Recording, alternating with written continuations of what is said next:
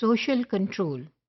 Knowledge is the result of complex power relations and struggle among identifiable groups. So that means knowledge which is brought to the surface or which is written in the textbooks or the magazines or the newspapers is a struggle, is the result of the struggle that is being done amongst those who are powerful in the society. So it is a complex power relation and struggle among identifiable groups. So those groups who are identified, they struggle to bring this knowledge to the surface, to the common people and the mass of a country. So whoever is going to win in this complex power struggle will be able to bring out the knowledge for the people to understand and work on. Therefore, that means that all the dominance that is working on the identifiable groups will take place as a result of the knowledge that is being spread in the country. So that means knowledge is power-related factor.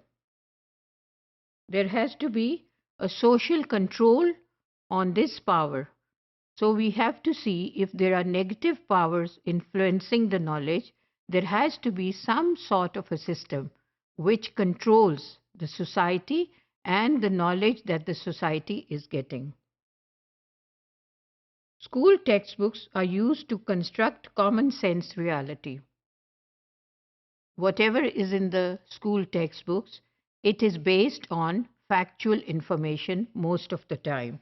Like for example, history would be based on the events that has taken place in the past. Geography would be presented by the regional and geographical conditions of a region. Similarly, the high areas or the plains will be reflected as they are in the country, and the students will get knowledge about geography according to the factual position that is in the country. However, there are some fields which are either dominated by the power influential groups or the power from outside and external agencies. How education is used to create and recreate forms of consciousness that enable social control to be maintained without the necessity of dominant groups, for example, the Western powers.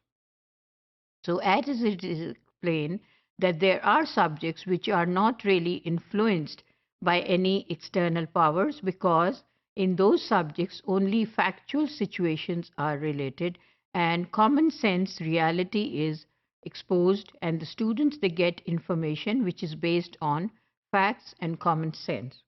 Whereas there are forms of knowledge which are created and recreated, and this consciousness is influenced by external agencies and parties which are trying to make an influence which is other than just imparting knowledge and information.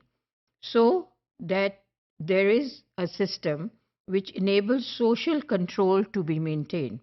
So if education is creating and recreating forms of consciousness, and in those forms of consciousness, the students and the teachers are able to control the society and to maintain a balance without the necessity of dominant groups. So that means the students, the teachers, the school authorities, the parents, the community members are all working to create and recreate forms of understanding, forms of consciousness, forms of realizing the identity and the cultural identity and national identity needs amongst the young. That means they are trying to control the social setup of the society and thus the country. There would be a balance and there would be no extra pressure from any external agency.